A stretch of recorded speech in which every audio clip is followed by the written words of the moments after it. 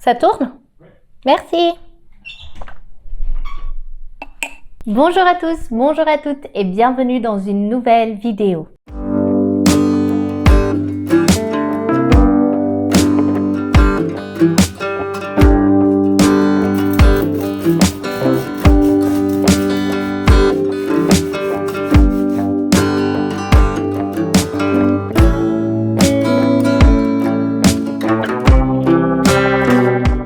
Aimez suivre les aventures littéraires chaque semaine avec moi, eh bien je vous invite à mettre un petit pouce et à vous abonner à la chaîne si ce n'est pas encore fait. Je n'ai malheureusement pas pu tourner les 2 dernières semaines car je n'étais pas chez moi et c'était très compliqué avec les déplacements, etc.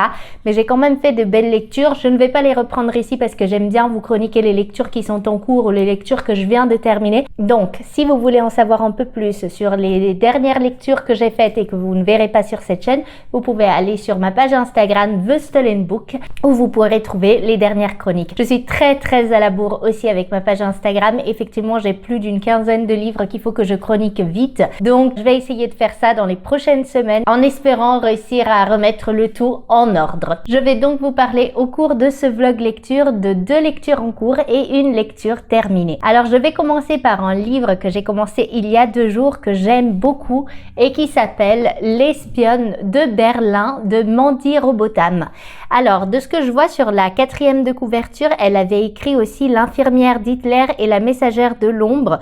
Et personnellement, je pense que j'ai lu L'infirmière d'Hitler en 2020 et j'avais beaucoup aimé. Si c'est le livre que je pense, mais je pense que oui, parce que ça parlait d'une infirmière et d'Hitler, donc je suppose que c'était celui-ci. Et je l'avais trouvé vraiment très bien. C'est quelqu'un qui fait beaucoup de recherches pour ses romans et je les trouve toujours très intéressants parce que souvent ce sont des femmes justement qui sont au cœur des récits et au cœur de la Seconde Guerre mondiale. Vous connaissez désormais ma passion pour la Seconde Guerre mondiale, je ne vous la cache plus. Et du coup, j'ai été vraiment très contente de prendre ce livre pour retrouver cette période historique. Le récit démarre avec un personnage très intéressant qui s'appelle Georgina Young, qui est une femme assez extraordinaire puisqu'elle est journaliste qui travaille pour un journal anglais, le Chronicle, si je me trompe pas, et qui va être envoyée en 1938 à Berlin, suivre un petit peu l'actualité politique et l'arrivée du Troisième Reich. Donc c'est super intéressant parce que, comme vous vous en doutez, de femmes journalistes à l'époque, il y en avait pas tant que ça. D'ailleurs, quand elle va arriver là-bas, elle va se retrouver qu'avec 2 autres collègues femmes, une allemande et une française, et le reste, ce ne seront que des hommes. Elle aura la chance d'avoir des collègues journalistes qui vont être très gentils avec elle et qui vont pas trop voir la différence de sexe, mais il y en aura aussi qui ne s'empêcheront pas de faire des commentaires extrêmement misogynes et qui pensent qu'elle n'a pas sa place là, surtout dans un pays qui est quand même dans un avant-guerre. Je trouve ça très intéressant, c'est très bien écrit, c'est très accrocheur dès le départ. En tout cas, dès que j'ai commencé, je me suis retrouvée vite à la page 40 ou 50. J'adore quand les livres, ils nous prennent comme ça au cœur. Bien évidemment, ça part de la Deuxième Guerre mondiale, donc on connaît tous un petit peu les atrocités que la guerre fait, donc ce n'est pas un livre extrêmement léger, il y a quand même des scènes un petit peu crues sur des mésaventures croisées dans les rues, etc. J'aime vraiment beaucoup ce livre et je pense que je vais le dévorer. Là, pour l'instant, j'en suis à la page 117. J'ai envie de savoir la suite, surtout qu'on est vraiment au tout début, la guerre n'est pas encore déclarée, donc on est dans un pays qui a resserré les taux. Bien évidemment, le personnage à cette époque-là, il sait pas l'horreur qui va arriver par la suite. Donc super lecture. Je ne peux que vous le recommander, il est publié chez City Poche et vraiment c'est très bien. Je pense que je vous en avais déjà parlé de ce bouquin sur la chaîne parce que je l'avais acheté à Lausanne lors d'une tournée, donc je pense qu'il était dans le book haul de ma 2e ou 3e vidéo. Enfin voilà, je l'ai sorti de ma pile à lire et je suis super contente, donc je vous en donnerai des nouvelles la semaine prochaine pour vous dire si j'ai aimé ou pas, mais je pense que c'est bien parti pour.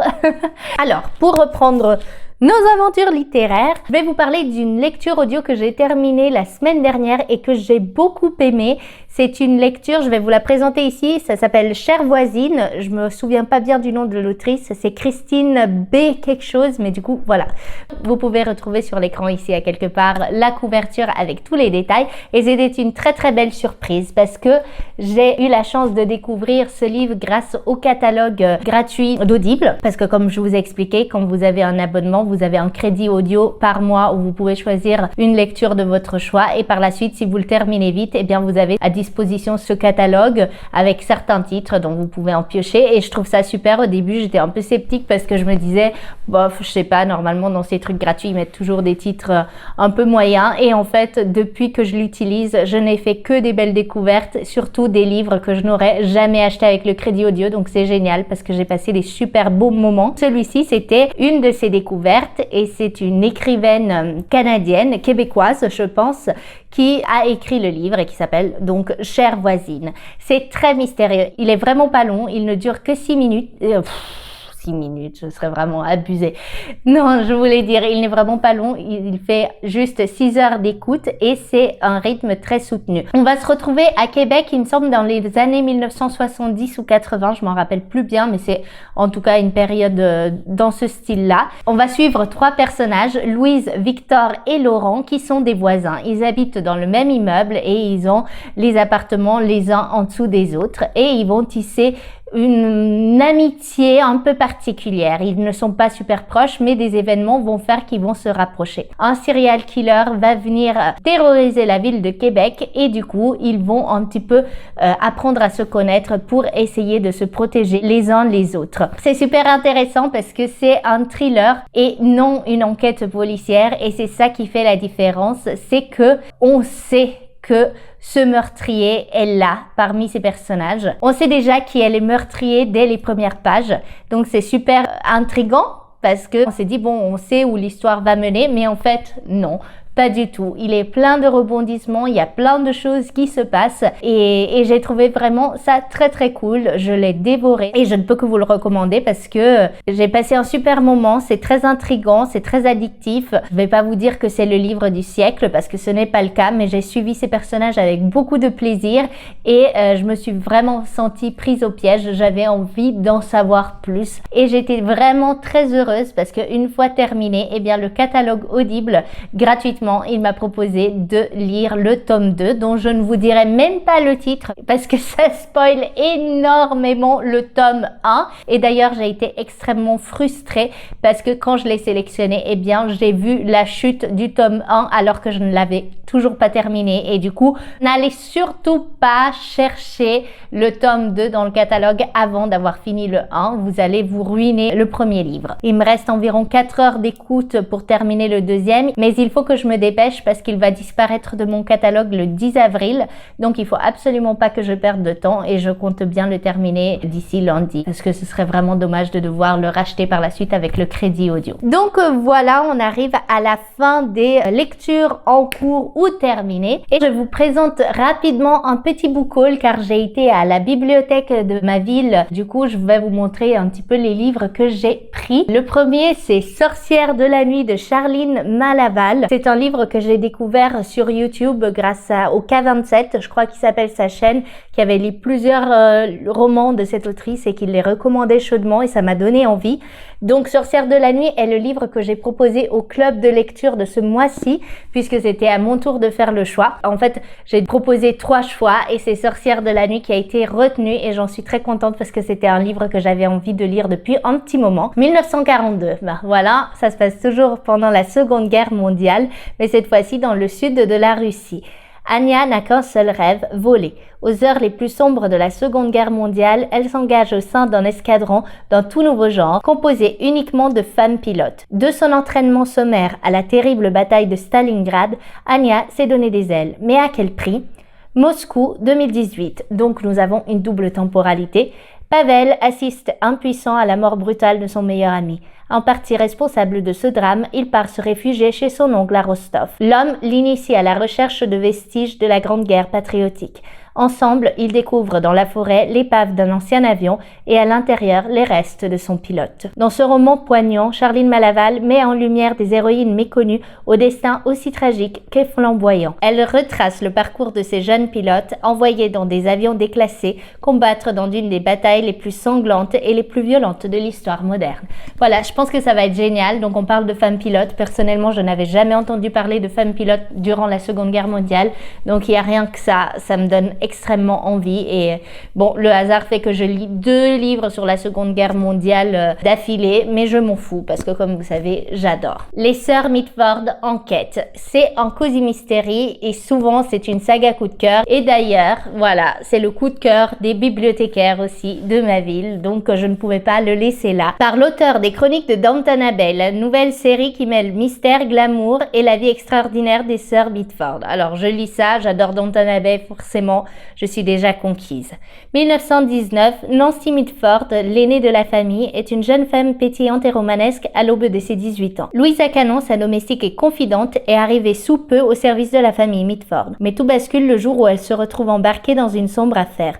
Le meurtre de l'infirmière Florence Nightingale Shore à bord de l'Express de 15h20. S'inspirant d'un fait réel, une affaire encore non élucidée à ce jour, ce roman captivant nous amène dans l'Angleterre de l'entre-deux-guerres, des milieux défavorisés au faste de la High Society, à travers les aventures de Nancy et Louisa, tous deux devenus complices et bien décidés à trouver l'assassin du train.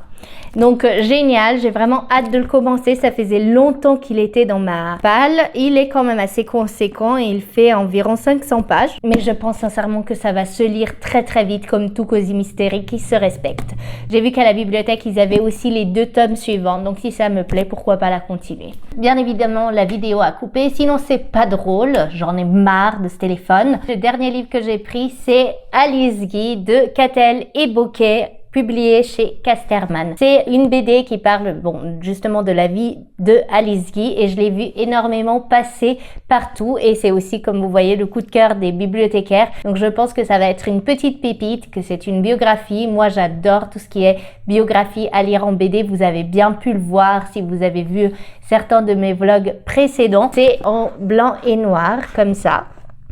Et je pense que ça va se lire très vite et très bien et que ça va être extrêmement enrichissant. Catel et Bocquet, si je me trompe pas, ont écrit plusieurs BD de ce genre-là et j'ai vu qu'à la bibliothèque, ils avaient celle sur Joséphine Baker et sur Olympe de Gouges que je vais sûrement lire par la suite si j'ai aimé le style. Et pour terminer, j'ai pris à nouveau Calas de Vanna Vinci. C'est une BD que je vous avais présentée il y a pas très longtemps qui avait été un énorme coup de cœur pour moi et cette fois-ci, je me la suis procurée pour quelqu'un de ma famille qui avait très envie de la lire. J'avais envie de lui acheter. J'étais donc passée à la FNAC pour me la procurer, mais en fait, elle est plus éditée. Donc voilà, en somme, si vous avez envie de la lire, eh bien, c'est un peu fini. Et d'ailleurs, j'ai vu qu'en seconde main, les premiers prix étaient à partir de 70 € comme elle est plus produite. Donc, je pense que les gens, ils en profitent un peu. Et c'est dommage parce que c'est vraiment un livre qui mérite d'être lu. Donc voilà, si vous en avez dans la bibliothèque de votre ville, surtout n'hésitez pas à la prendre parce que c'est vraiment une petite pépite. On arrive donc à la fin de ce vlog lecture. Si vous l'avez regardé jusqu'à la fin, merci du fond du cœur. Et si vous avez lu quelques-uns de ces livres ou s'il y en a un qui vous intéresse, n'hésitez pas à me le dire dans les commentaires, ça me fait toujours très très plaisir de vous lire. Et je vous dis donc à la semaine prochaine pour des nouvelles aventures ensemble. Ciao!